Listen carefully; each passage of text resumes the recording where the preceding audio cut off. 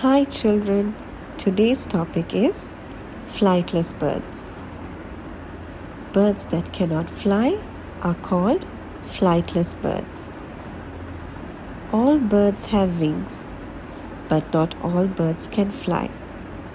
Here are 3 kinds of flightless birds. Penguin.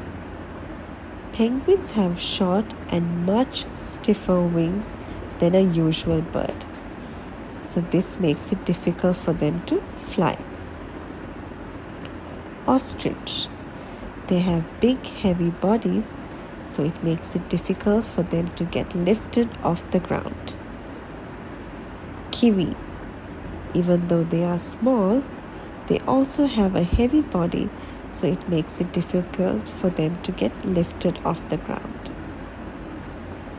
You have learned 3 flightless birds today, children. Penguin, ostrich, and kiwi. Thank you.